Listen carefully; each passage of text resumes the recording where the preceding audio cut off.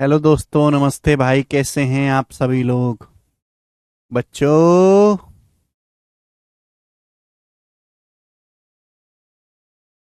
Good evening भाई, good evening. कैसे हैं भाई साहब?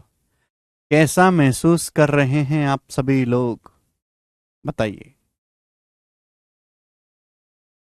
अच्छा महसूस कर रहे हैं? हाँ जी।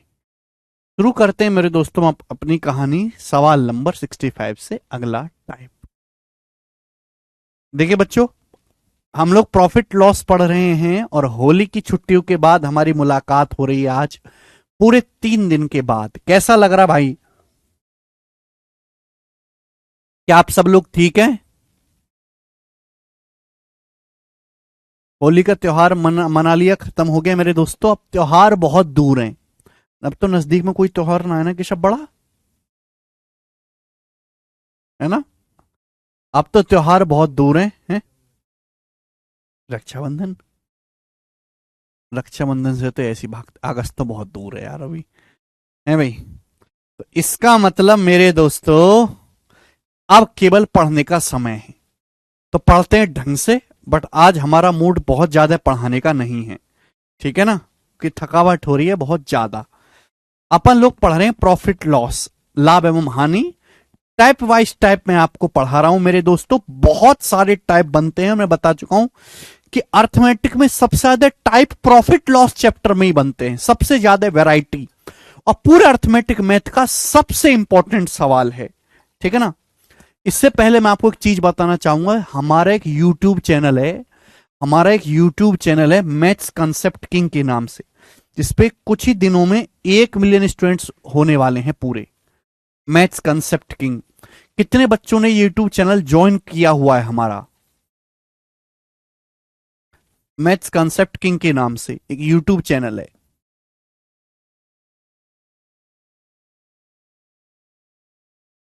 इस यूट्यूब चैनल पर डेली या हर दूसरे दिन वीडियो अपलोड होती है, जिसमें जो भी एग्जाम्स होते हैं लेटेस्ट, उसके मैं बेस्ट सवाल सॉल्व करवाता हूं। जैसे मैंने अभी DSSB का पेपर हुआ, उसके मैंने क्वेश्चन सॉल्व कराए।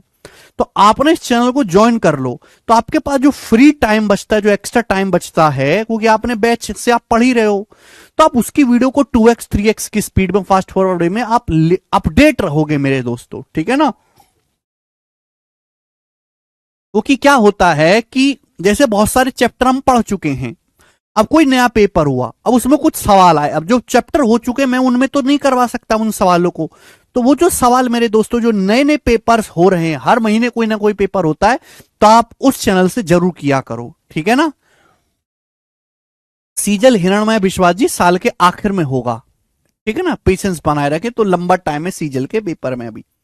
चलो अगला टाइप मेरे दोस्तों आपके सामने आएगा प्रॉफिट लॉस का। ध्यान सुनिएगा, बहुत बेसिक टाइप है ये, और मैं इस टाइप का आपको 5 से 6 सवाल करवाऊंगा। सुनिए। बोला है, एक किंडल को 25% के लाभ पर $1325 में बेचा जाता है। यदि इसे $742 में बेचा जाएगा तो एक्चुअल प्रॉफिट या लॉस परसेंटेज क्या होगा? क्या आप सवाल के टाइप को समझ पाए? बोला यह गया है कि जब हम एक वस्तु को $1325 में बेचते हैं तो हमें 25% का लाभ होता है, यह बोला गया है। साल में आगे कहा गया है कि अगर इस वस्तु को $742 में बेचा जाए तो हमें कितना लाभ या हानि होगा। बच्चों, आप ये बात जानते हैं कि कॉस्ट प्राइस जो होता है, क्रिय मूल्य, वो 100% होता है। आप ये बात अच्छी तरीके से जानते हैं कि जो सीपी होता है वो हमेशा 100% होता है। कुछ बच्चे क्या करेंगे यहां पर कि पहली लाइन का इस्तेमाल करके वो सीपी निकालेंगे। पहली लाइन से आप लोग सीपी निकालते हैं, पहली लाइन से वो सीपी निकालेंगे, फिर दूसरी लाइन से वो दोस्तों प्रॉफिट लॉस निकालेंगे। मेहनत डबल डबल बढ़ जाएगी। मैं आपको डायरेक्ट सोचना सिखाता हूं, आपको परसेंटेज निकालना है ना। देखो बच्चों, जब हम किसी सामान को ₹1325 में बेचते हैं तो हमें 25% का लाभ होता है। 100% पे 25% का लाभ हुआ तो सामान बिका कितने में? समान क्रिय मूल्य के 125% में बिका। ये बात आपको समझ में आ रही है? भाई जब हम किसी सामान को 1325 रुपए में बेचते हैं तो हमें 25% का लाभ होता है। अगर क्रय मूल्य 100% है, 100% में 25% का लाभ होगा तो सामान बिकेगा कितना? कॉस्ट प्राइस क्रय मूल्य के 125% में बिकेगा। ये $1325 की वैल्यू है। तो एक की वैल्यू कितनी होगी मेरे दोस्तों? 1 रुपए की वैल्यू कितनी होगी? 1325 से भाग दे देंगे बटे 1325। एक की वैल्यू इतनी होगी परसेंटेज में। बोला अगर सामान को $742 में बेचा जाए तो कितना लाभ या हानि होगा? ये एक की वैल्यू है। आप मुझे बताओ $742 की वैल्यू कितनी होगी? $742 की वैल्यू कितनी होगी? तो मल्टीप्लाई बाई 742। $742 की वैल्यू कितनी होगी? Multiply by 742। ये आ गया। ठीक है, 100% से जितना ज्यादा होगा वो प्रॉफिट है, जितना कम होगा वो लॉस है।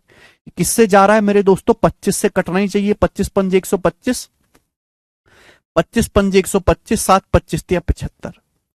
53 से जाएगा मेरे दोस्तों तो 53 एकम 53 कितना बचेगा मेरे दोस्तों? ये बचेगा आपका 21। तो 4 बार चला जाएगा 70%। ये आ गया 70%। 14 पंजे 70% आ गया। यानी कि जब आप सामान को $742 में बेचते हो तो आपको सामान कितने में बेचता है? 70% में बेचता है। अगर किसी सामान का क्रय मूल्य 100% है, 100% का सामान 70% में बिका, 30% का मेरे दोस्तों 30% कम में बिका, आपको 30% का लॉस हो गया। ये डायरेक्ट तरीका हो गया सवाल को एक स्टेप में करने का। साकेत जी यही बेसिक है, इस सवाल में कोई बेसिक नहीं है, बस यही तो बेसिक है कि क्रय मूल्य 100% होता है।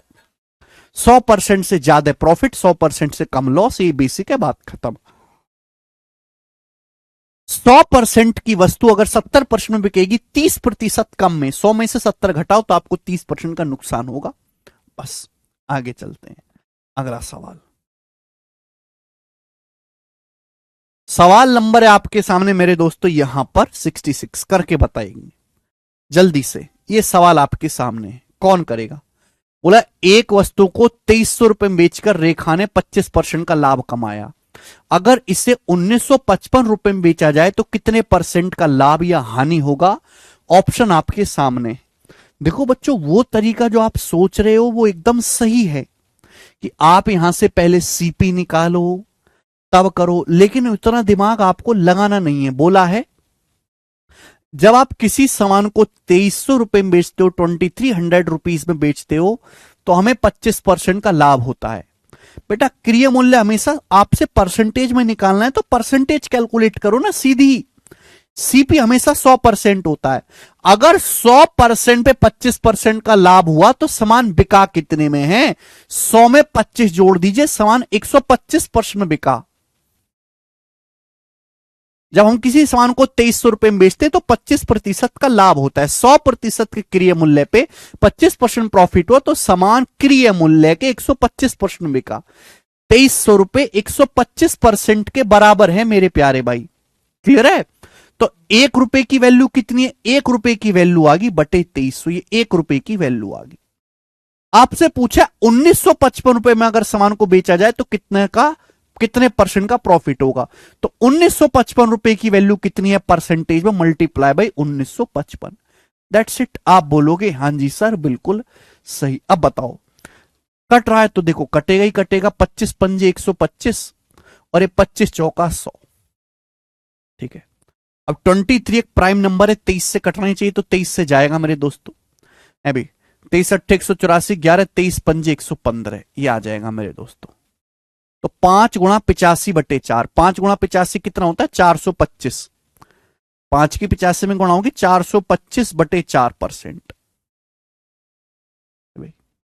देखो 425 बटे 4 क्या होता है? अगर मैं 400 को 4 से भाग दूंगा 100 आएगा, प्लस 25 को 4 से भाग दूंगा 6.25 आएगा, 25 को 4 से भाग दूंगा 6.25 आएगा। यानी कि 1955 रुपए इतने परसेंट के बराबर है। तो आप मुझे बताओ 100% से कितना एक्स्ट्रा है? 6.25% एक्स्ट्रा है। 400 बटे 4 100 हो गया, 25 बटे 4 6.25। तो जो आपका एक्स्ट्रा है वही आपका प्रॉफिट है, 6.25%। बात समाप्त। साकेत जी जैसे रुपया होता है वैसे ही विदेश में डॉलर होता है। ये जो साइन है ना मेरे प्यार भाई, ये होता है रुपये का साइन, ये रुपये का स्टैंडर्ड साइन है। ऐसे ही अमेरिका में डॉलर चलता है, डॉलर का साइन होता है। ठीक है ना? इसमें क्या बेसिक जानना है तुम्हें? भाई इतने अनपढ़ गंवार बालक हैं भाई, मतलब तुम पढ़ाई में तो कमजोर हो, तुम दीन दुनिया में भी कमजोर हो बेटे। एक होता है पढ़ाई में कमजोर, एक होता है समाज में कमजोर। तुम समाज में भी कमजोर हो, तुम चरित्र में भी कमजोर हो। ठीक है, आगे चलते हैं। अगला सवाल, एक और क्वेश्चन आपके सामने, दिल्ली पुलिस कांस्टेबल 2023 का सवाल। सेम इसी टाइप का सवाल है, टाइप में नहीं बदल रहा हूं। कि राजू ने एक रेडियो सेट 4524 में बेचकर 13% का नुकसान उठाया। अगर इसे 6400 में बेचा जाए तो कितने परसेंट का लाभ होगा? आंसर बताना है अप्रोक्स में। देखो, क्रिय मूल्य हमेशा 100% होता है। राजू ने एक रेडियो 4524 में बेचा और राजू को मेरे दोस्तों 13% का नुकसान हुआ। बहुत बढ़िया। राजू ने एक रेडियो 4524 में बेचा, 45 एक रेडियो सेट 4524 में बेचा और 4524 में बेचने से 13% का लॉस हुआ। 100% पे 13% का लॉस हुआ तो 100 में से 13 घटाओ, समान बिका कितने में? 87% में। क्रिय मूल्य 100% होता है, 100 पे 13 का नुकसान हो गया तो समान बिका कितने में? क्रिय मूल्य के 87% में। बोला अगर इसी को 6400 में बेचा जाए, 6400 रुपीज में बेचा जाए तो कितने परसेंट का प्रॉफिट होगा? तो 6400 की वैल्यू आपको निकालने, कितना परसेंट है, दैट्स इट। यही ना करना है? बोलो, बताइए मेरे प्यारे भाई। यहां तक किसी बच्चे को कोई समस्या? आप बोलोगे नहीं सर कोई भी समस्या नहीं। 4524 अगर 87% के बराबर है तो 1% की वैल्यू आएगी जी, ये 87% बटे 4524। आपसे जो पूछा गया है मेरे दोस्तों, वो आपसे पूछा गया है 6400 रुपीज की वैल्यू कितना परसेंट है, ये आपसे पूछा गया। देखो ये, और आंसर अप्रोक्स में है। अगर मैं इसकी एग्जैक्ट कैलकुलेशन करने लगूंगा तो शायद मैं पूरे 5 मिनट से भी ज्यादा लूं और मुझसे सवाल सॉल्व ना हो। तो मुझे इस सवाल में अप्रोक्स ही कैलकुलेट करना पड़ेगा, अप्रोक्स। कि इस सवाल के ऑप्शंस में काफी ज्यादा फर्क है, 2-2% का तो फर्क दिख ही रहा है, तो मैं लगभग कैलकुलेट करूंगा। देखो बेटा, नीचे ये जो 4524 है, मैं इसको 4500 मान लेता हूं कि 4500 है, मैंने मान लिया। मैंने इसको 45 मान लिया मेरे दोस्तों कि 4500 है, ये मैंने मान लिया। ठीक है ना बेटे, 4500 रुपए मैंने मान लिया इसका। देखो नीचे 4524 था, मैंने 4500 मान लिया मेरे प्यार भाई। नीचे मैंने संख्या छोटी कर दी। अगर मैं छोटी संख्या करूंगी तो आंसर बड़ा आएगा, यानी कि एग्जैक्ट जो वैल्यू होगी इससे कम आएगी। देखो जो भी कैलकुलेशन करूंगा, कैलकुलेशन करके अब जो भी आएगा मेरा आंसर, करेक्ट जो आंसर उससे कम ही होगा। कि मैं 4500 से भाग दे रहा हूं, एक्चुअल में क्या है 4524, बड़ी संख्या से भाग देते हैं तो आंसर छोटा आना चाहिए। देखो मेरे दोस्तों, 2 जीरो से 2 जीरो कट जाएगा, 4524 को मैंने 4500 मान लिया, बहुत ज्यादा फर्क नहीं किया। 4524 के सामने 24 रुपए की कोई औकात नहीं है, इसलिए मैंने कर दिया। 3 से चला जाएगा 19 बार और 3 से चला जाएगा मेरे दोस्तों 15 बार। आप बोलोगे हाँ जी सर बिल्कुल सही, कोई प्रॉब्लम नहीं है। तो 19 गुणा 64 बटे 15 ये हो जाएगा। अब लगभग लगभग अप्रोक्स कितना आएगा भाई? 19 की अगर मैं 64 में गुणा करूं तो 1280 से 64 कम आएगा। 1280 से 64 कम क्या होता है? 1216 बटे 15। तो जब मैं इसको भाग दूंगा तो कितना आएगा मेरे दोस्तों? जल्दी से जवाब दीजिए, गड़बड़ है क्या? 3 से 45 15 बार जाएगा, 87 आएगा, 29 बार जाएगा, सॉरी 29 या 87 होता ना, 29 बार जाएगा, तभी तो कहूं नेगेटिव कैसे आ रहा, 29 बार जाएगा बेटे। और 29 की 64 में गुणा करेंगे तो मेरे दोस्तों क्या आएगा, ये आप देख लो। देखो बेटा, यहां पर भी मैं अपना दिमाग लगा सकता हूं, खुरापाती दिमाग। 29 को जैसे 15 से भाग देना है तो मैं ऐसे लिख सकता हूं 2 - 1 बटे 15, 2 - 1 बटे 15। या तो मैं 29 की 64 में गुणा करूं फिर 15 से भाग दो। 29 को 15 से भाग देना आसान है क्योंकि 15 दूनी 30, एक कम है, 29 बटा 15 होता है और मल्टीप्लाई है 64% है भाई। तो 64 दूनी 128, 128 में से 64 बटा 15 करूंगा तो 15 चौका 60 जाएगा मेरे दोस्तों, 15 चौका 60। ठीक है बेटा। और बचेगा यहां पे 15 चौका 60 चला जाएगा, 4 बचेगा, 15 तिया 45। तो अप्रोक्स कितना आएगा ये अप्रोक्स आपका 123.7% आएगा, 123.7 आएगा। क्लियर है? यानी कि आंसर जो भी आएगा मेरे दोस्तों, 100% का सामान अगर 123.7 में बिका तो आपको 23.7% का लाभ हुआ। अब आंसर जो भी होगा 23.7 से हल्का सा कम आएगा, कि नीचे मैंने 4500 कर दिया, होना चाहिए 4524। अगर नीचे बड़ी संख्या करेंगे तो वैल्यू छोटी हो जाएगी। 23.7 से हल्का सा कम, बी ऑप्शन है, 23.08% इसका उत्तर हो जाएगा। तो अप्रोक्स 23% इस सवाल का आंसर आएगा। एग्जैक्ट कैलकुलेशन नहीं करनी है, वरना बहुत टाइम आपके इस सवाल ले जाएगा। दिल्ली पुलिस कांस्टेबल का सवाल है, लेकिन इसमें कैलकुलेशंस बहुत अच्छी बनाई गई है, बहुत ज्यादा है।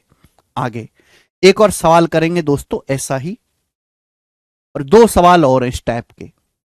आजकल सवाल देखो टाइप बहुत आसान है, बस कैलकुलेशन मुश्किल बनाई जाती है। कैलकुलेशन में ही बच्चा खेल जाता है। बोला है एक शोरूम मालिक एक कार को 6,32,500 रुपए में बेचता है और 15% का लाभ कमाता है। अगर वह इसे 8,10,000 रुपए में बेचे तो कितने का लाभ होगा, कितने प्रतिशत का लाभ होगा? अप्रोक्स में आपसे पूछा गया है। 4 ऑप्शन है। आंसर देखो बेटा, सवाल में इतनी बड़ी बड़ी वैल्यू है कि अगर मैं पहले यहां से सीपी निकालूं फिर ये करूं तो मैं पागल हो जाऊंगा। लेकिन जब मैंने इसके ऑप्शंस को देखा तो ऑप्शंस बहुत दूर दूर हैं। और ऑप्शन में 3% का तो फर्क नजर आ ही रहा है ना। 3% अपने आप पे मायने रखता है। इतनी कैलकुलेट मैं तो दशमलव में चेंज करता हूं, यहां तो 3% का फर्क आ रहा है। तो सवाल में बोला गया है एक शोरूम मालिक एक कार को 6,32,500 में बेचता है, 15% का लाभ होता है। अगर 8,10,000 में बेचे तो कितने परसेंट का लाभ होगा? अप्रोक्स आपको बताना है। देखो पहले था 6,32,500, 6,32,500 में बेचता था, 15% का लाभ हो रहा था। अब बेच रहा है 8,10,000 रुपए में, पूछा कितने परसेंट का लाभ होगा। एक बात समझो, एक बात जरा आप मुझे बताओ बहुत प्यार से कि भाई 6,32,500 को क्या मैं 6,30,000 नहीं लिख सकता? लगभग क्या मैं इसको लगभग 6,30,000 नहीं लिख सकता? सोचो मेरी बात, बताओ लिख सकता हूं कि नहीं लिख सकता? भाई 6,32,500 के आगे 2,500 रुपए की कोई औकात नहीं है। बताओ हम दुकान में भी अगर जाएंगे, अगर 6,32,500 का बिल बनेगा तो हम 6,30,000 ही दे के आएंगे भाई, क्योंकि 6,32,500 इतनी बड़ी रकम है कि उसके सामने 2,500 रुपए की कोई औकात नहीं है। 6,32,500 रुपए के आगे 2,500 की कोई हैसियत नहीं है। तो 6,32,500 को मैं 6,30,000 रुपए लिख सकता हूं। तो पहले मैं बेच रहा था 6,30,000 रुपए में, अब मैं बेच रहा हूं 8,10,000 रुपए में। 6,30,000 में बेचने से 15% का प्रॉफिट था, 8,10,000 में बेचने से कितने का प्रॉफिट होगा? देखो ये वैल्यू तो ऐसी है कि कट भी रही है आसानी से। भाई ये वैल्यू कट भी रही, मैं इसका रेशियो भी ले सकता हूं। किससे कट रहा है? 9 से। 9 सत्ते 63, 9 नाम 81। आप बोलोगे हाँ जी सर रेशियो आ गया 7:9, यानी कि जब मैं सामान को 7 यूनिट में बेचता हूं तो मुझे 15% का लाभ होता है। क्रिय मूल्य 100%, 100% पे 15% का लाभ होगा तो सामान बिकेगा कितने में? 115% में। अब मेरे प्यारे भाई, अब सामान को कितने बेचता हूं? 9 यूनिट। 9 यूनिट की वैल्यू मेरे दोस्तों आपको यहां से निकालनी है। इतनी सी कैलकुलेशन है। 7 यूनिट की वैल्यू 115 बटे 7 यूनिट के लिए 115% है, तो 1 यूनिट की वैल्यू कितनी आएगी मेरे दोस्तों? बटे 7। 9 यूनिट की वैल्यू कितनी आएगी? Multiply by 9। ये आ जाएगा। आप बोलोगे हाँ जी सर बिल्कुल सही। तो देखो मैं यहां पे कोई रिस्क नहीं लूंगा। 115 निम्मा कितना आ जाएगा? 915 निम्मा 135, 1035। 1035 को मुझे केवल 7 से भाग देना है। बताओ 7 से भाग देके क्या आएगा? 7 एकम 7, बचेगा 3, 7 चौक 28, बच जाएगा 5, 7 अट्टे 56। अप्रोक्स 148% आएगा। यही आएगा। आप बोलोगे आंसर यही आएगा। यानी कि मेरे दोस्तों 100% की वस्तु अगर 148% में बिकेगी तो मुझे 48% का लाभ होगा। 100%, 1035 को 7 से भाग दिया आएगा मेरे दोस्तों। 100% की वस्तु अगर 148% में बिकेगी तो मुझे 48% का लाभ होगा। 48 के नजदीक एक ही आंसर है, ए ऑप्शन। 48% के नजदीक एक ही आंसर है, जो कि मेरा ए ऑप्शन है, और यही ऑप्शन सही भी हो जाएगा बेटे। बताओ बेटा, इस तरीके से सोचोगे तो काम चलेगा। मैंने इन वैल्यूज का रेशियो ले लिया कि भाई अगर 7 यूनिट में पहले बेच रहे थे तो आप बेच रहे हैं 9 यूनिट में। 7 की वैल्यू 115% है, तो 9 यूनिट की वैल्यू क्या है। देखो पिछले साल में रेशियो लेना मुश्किल था, अब 4524 का और 6400 का रेशियो ही तो लिया है। यहां पे 2 जीरो से 2 जीरो कट गया। ठीक है भाई, समझ में आई बात। आप बोलोगे हाँ जी सर गजब का तरीका। देखो हमको ना सवाल के डाटा के हिसाब से अपना तरीका बदलना पड़ेगा, सवाल के डाटा के हिसाब से। जैसे मेरे दोस्तों सबसे पहले मैंने आपको कौन सा सवाल करा, ये वाला सवाल का डाटा देखो बिल्कुल एग्जैक्ट है, मैंने एग्जैक्ट कैलकुलेशन करी। ठीक है ना, सेम कंसेप्ट है, लेकिन हर सभी सेम सवाल है, सेम कंसेप्ट है, लेकिन हर सवाल में कैलकुलेशन का तरीका आपको अपने हिसाब से सोचना पड़ेगा। आप एक रवैये से सारी कैलकुलेशन कर दो, ऐसा नहीं है। यहां पे भी मैंने एग्जैक्ट कैलकुलेशन कर ली, यहां पर मुझे अप्रोक्स करना पड़ा क्योंकि एग्जैक्ट करने में मेरी लंका लग जाएगी। यहां मुझे देखा कि भैया वैल्यू का रेशियो आसानी से निकल रहा है, मैंने ले लिया। ठीक है, लास्ट क्वेश्चन करेंगे इस टाइप का, लास्ट। और ये सवाल होगा आपके सामने 69। करो बेटे, बहुत कैलकुलेटिव और मुश्किल सवाल बनाया गया ये, बहुत कैलकुलेटिव। सीपीओ 2022 का है क्वेश्चन। बोला एक सामान को 425.25 में बेचने से 5.5% का लॉस होता है। अगर इसी वस्तु को 465.75 में बेचा जाए तो प्रॉफिट परसेंटेज क्या होगा। देखो मेरे प्यारे भाई, एक सामान को 400, देखो ध्यान सुनिएगा, एक सामान को 425.25 रुपए में बेचने से, 425.25 में बेचने से 5.5% का लॉस होता है। अब बताओ 100% की वस्तु पे अगर 5.5% का लॉस होता है तो सामान बिकता कितने में है। 100 में से 5.5 घटाओ भाई, 100% होता है क्रय मूल्य, 100 में 5.5% का नुकसान हो गया तो सामान बिका कितने में, 94.5% में। क्रय मूल्य के 94.5% में। आप बोलोगे हाँ सर।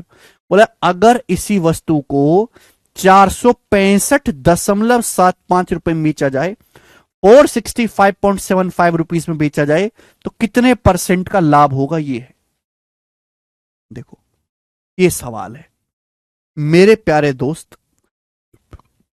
आप यहां से एग्जैक्ट कैलकुलेशन भी कर सकते हैं कि 425.25 94.5% के बराबर है। तो भाई 1 रुपए की वैल्यू कितना है, 1 रुपए की वैल्यू ये आ गई, 1 रुपए की वैल्यू है। आपसे 465.75 की वैल्यू पूछिए, 465.75 की, ये कैलकुलेशन कर लो। एग्जैक्ट कैलकुलेशन में घंटा 1.5 घंटा में आप कर ही लोगे। बहुत सारे तो यूट्यूब पे सिखाते भी ऐसे हैं, लेकिन भाई ये नहीं करना। ऑप्शंस देखो, ऑप्शन में 1-1% का, आधे परसेंट का तो फर्क है। मेरे लिए इतना ही काफी है। अब बताओ मैं कैसे करूं। यहां पे यहां तो रेशियो भी लूंगा मैं इन दोनों का, तो मेरे लिए मुश्किल है। देखो ये बात समझो, 425 रुपए, 465 रुपए, 425 से 465 कितना जाएगा, 40 जोड़ना पड़ेगा। अगर मैं 425 में 40 जोड़ूंगा लगभग 465.75 आएगा। बोलो तो मैं बेटा यहां पे मारूंगा मैं लगभग, अप्रोक्स। ये भी एक तरीका है मेरे दोस्तों, ये भी एक तरीका और बहुत बेस्ट तरीका है कि भाई 425 रुपए में अगर मैं 40 रुपए जोड़ दूं, 425.25 है तो लगभग 465.75 रुपए आएगा। आधे 1 रुपया से फर्क नहीं पड़ता। नहीं कि 425.25 की वैल्यू 94.5% है, तो 40 रुपए की वैल्यू कितनी है मुझे ये बताओ। 40 की वैल्यू कितनी है, जल्दी से जल्दी से। अगर 425.25 94.5% के बराबर है तो 40 रुपए कितने परसेंट के बराबर है ये बताओ। अगर 425.25 रुपए 94.5% के बराबर है तो 40 रुपए कितने के बराबर है, टेल मी। तो आप कहोगे सर ये देखो लगभग बटे 10 नहीं है, अगर मैं दोनों तरफ 10 से भाग दूंगा तो ये देखो, इसको 10 से भाग दूंगा 425.5 को, तो क्या आएगा 42.525। 42.525 आप बोलोगे हाँ जी सर। ये क्या आएगा मेरे दोस्तों, 9, यहां 10 से भाग दूंगा 9.45%। 9.45% आप बोलोगे हाँ जी सर, बिल्कुल सही। 9.45%, हाँ जी यही आएगा। अगर मैं दोनों तरफ 10 से भाग दूंगा तो ये आएगा 42.525। लेकिन ये 42 नहीं है तो 40 रुपये, ये तो 40 रुपये, मुझे 2 रुपए और कम करना है। 2 रुपए और कम करना है। देखो 9 पंजे 45 होता है 5 गुना। 9 पंजे 45 होता है 5 गुना, लगभग 5 गुना हो रहा है। 5 गुना, तो यहां भी 2 का बटे 5 आना चाहिए ना। 2 का बटे 5 0.4 आना चाहिए, 0.4%। देखो 42 को 5 से भाग दूंगा लगभग 9 आएगा, तो 2 को भी 5 से भाग दूंगा लगभग 0.4 आएगा। तो अगर मैं इसको घटा दूं तो 40 रुपए जो वो लगभग 9% के बराबर है। 40 रुपए अप्रोक्स 9% के बराबर आएगा, 9%। भाई 40 रुपए की जो वैल्यू होगी वो 9.45 से तो कम ही आएगी ना। अगर 42 दोनों तरफ मैंने यहां पे इसमें 10 से भाग दिया, यहां देखो मैंने दोनों तरफ यहां पे 10 से भाग दिया, ये आएगा।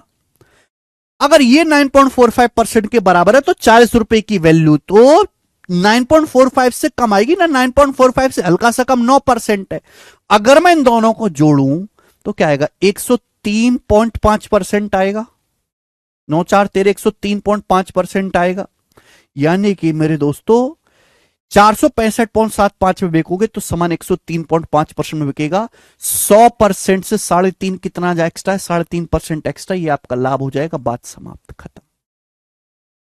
जो यदि बेसिक नहीं बेटा, इसमें तो कैलकुलेशन है, बेसिक कहां, बेसिक तो मैं बता चुका आपको। जो बस की नहीं है बेटा करना, समझ में आई। तो सवाल का जो आंसर है वो ए ऑप्शन है। और अगर आप पेपर में ऐसे करोगे तो ही ये सवाल टाइम लिमिट में सॉल्व हो पाएगा, वरना ये सवाल आपसे पेपर में होने वाला है नहीं। ये बात आप मान के चलिए, क्योंकि सवाल सवाल बहुत आसान है, लेकिन सवाल की कैलकुलेशन को बहुत ज्यादा मुश्किल बना दिया गया है। ठीक है, इस टाइप के मैंने आपको 5 सवाल कराए। आपको खुश करने के लिए मैंने इजी डाटा के सवाल नहीं उठाए, है ना।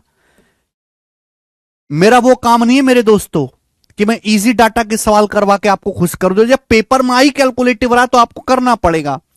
42 से 40 कैसे निकाला, देखो बेटे श्रेया सिंह, 42.525 9.45% के बराबर है। ये 42 रुपए की वैल्यू है, 42 साढ़े 42 रुपए की वैल्यू है, तो 40 रुपए की वैल्यू इससे कम ही होगी। 9.45 से हल्का सा कम 9% ही होता है, वही मैंने मान लिया। ठीक है ना। देखो 42 में से 2 रुपए जब मैं घटाऊंगा तब आपका 40 आएगा, जब मैं इसमें से 2.5 रुपए घटाऊंगा। देखो मैं कैसे अंदाजा मारता हूं, मेरा अंदाजा मारने का तरीका बड़ा यूनिक है। 42 को किससे भाग दे कि 9 आए, लगभग 5 से भाग देना पड़ेगा। 5 अट्टे 40 होता है, लगभग 5 से भाग देना पड़ेगा। तो 2.5 को भी मेरे दोस्तों यहां पे लगभग 5 से भाग देना पड़ेगा, 0.5%। अब घटाओ, 42 में से घटाएंगे आ जाएगा 40, इसमें से घटाऊंगा क्या आएगा, लगभग 9 ही तो आएगा। 9.45 में से 0.5 घटाऊंगा लगभग 9% ही तो आएगा, तो मैंने लगभग 9 लिखा। ऐसे सोचा मैंने, ठीक है ना। ये तरीका, जब तक आप अप्रोक्सीमेशन के राजा नहीं बनोगे कंगाल रहोगे। राजा बनना है अप्रोक्सीमेशन का, ट्रिको का राजा नहीं बनना, कैलकुलेशन का बनना है। ठीक है, आगे चलते हैं मेरे दोस्तों। ओके, चले।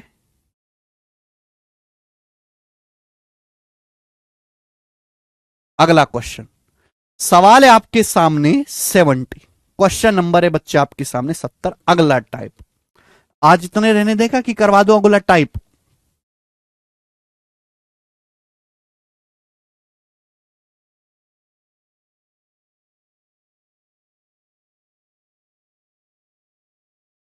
हाँ जी,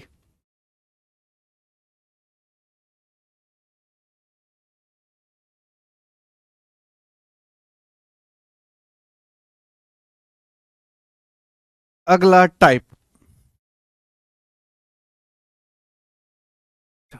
आज इतना ही छोड़ते हैं भाई, ठीक है ना। आज इतना ही है, शरीर में हो रही है दुखन।